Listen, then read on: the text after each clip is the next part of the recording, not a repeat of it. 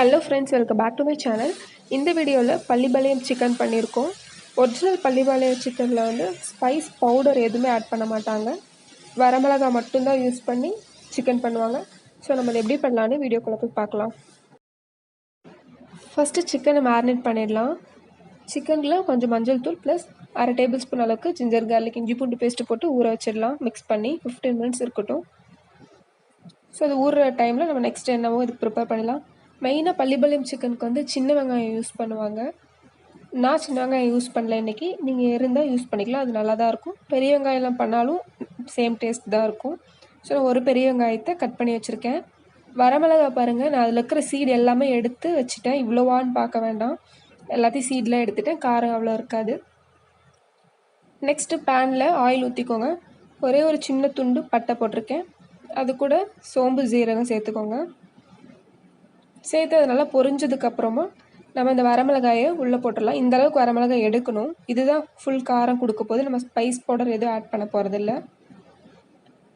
வரமிளகாய் நல்லா பொரிஞ்சு வந்தக்கப்புறம் நம்ம ஆனியன் சேர்த்தணும். நல்லா மொறுமொறுன்னு ஆகிற அளவுக்கு வதங்கினக்கப்புறம் நம்ம ஆனியன் சேர்த்துலாம். நெக்ஸ்ட்டு கட் பண்ணி வச்சுருக்க வெங்காயத்தை சேர்த்து நல்லா வதக்குங்க. சின்ன வெங்காயம் இருந்து முழுசாக போடுவாங்க. நான் சின்ன வெங்காயம் எனக்கு வேண்டாம், அதனால் நான் சேர்த்துல. இது கூடயே ஒரு கொத்து கருவேப்பிலை சேர்த்து நல்லா வதக்கிக்கலாம்.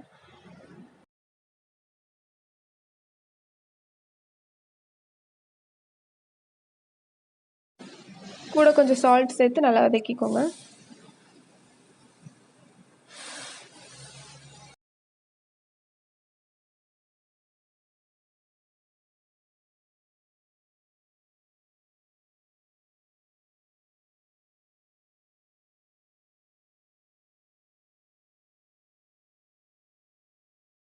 நெக்ஸ்ட் ஓரளவுக்கு வதங்கிடுச்சு. இது கூட கொஞ்சம் இஞ்சி பூண்டு ப்ளஸ் ஒரே ஒரு பச்சை மிளகாயை இடித்து வச்சுருக்கேன்.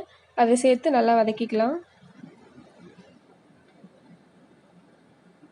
இது வதங்கிறது நம்ம சிக்கன் சேர்க்க போகிறோம். இல்லை தக்காளி அதெல்லாம் எதுவும் கிடையாது. நெக்ஸ்ட்டு சிக்கனை வந்து சேர்த்துடலாம்.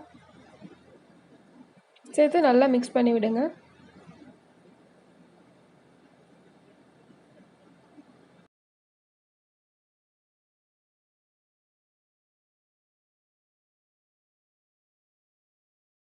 சிக்கனுக்கு தேவையான சால்ட் சேர்த்து மிக்ஸ் பண்ணிக்கோங்க.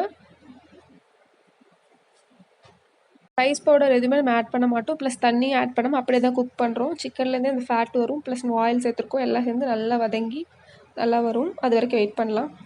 பாருங்கள், இப்போ நல்லா சிக்கன்லேருந்து அந்த ஆயிலெலாம் பிரிஞ்சு வர ஆரம்பிச்சிருச்சு. இதுலேயே சிக்கன் நல்லா வேகும். ஸோ அப்படியே வேக வைக்கலாம். ரொம்ப ட்ரை ஆச்சுன்னா ஒரு 2 டேபிள் ஸ்பூன் தண்ணி மட்டும் விடுங்க. பார்த்திங்கன்னா அந்த வரமிளகாலேருந்து எல்லா ஜூஸ் எல்லாமே வெளியில் வந்து நல்லா காரம் வந்து ஃப்ளேவர் ஏறி இருக்கும். நல்லா வதக்கிக்கலாம். இது கொஞ்சம் நாள் ட்ரை ஆகிற வரைக்கும் நல்லா ரோஸ்ட் பண்ணிக்கலாம்.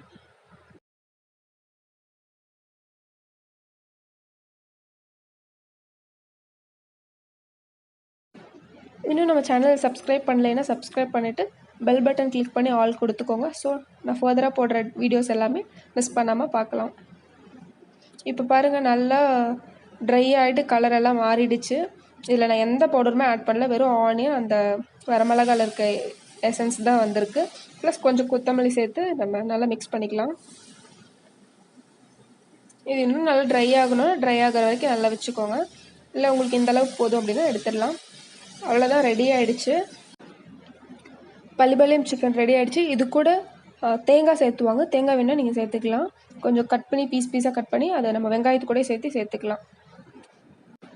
இந்த வீடியோ பிடிச்சிருந்தா லைக், ஷேர் அண்ட் சப்ஸ்கிரைப் பண்ணுங்கள். பக்கத்தில் இருக்க பெல் பட்டன் கிளிக் பண்ணி ஆல் கொடுத்துக்கோங்க. ஸோ நான் ஃபர்தராக போடுற எல்லா வீடியோஸும் மிஸ் பண்ணாமல் பார்க்கலாம். நம்ம சேனலில் நிறைய ரெசிபிஸ் இருக்குது, போய் செக் அவுட் பண்ணி பாருங்கள். தேங்க்யூ.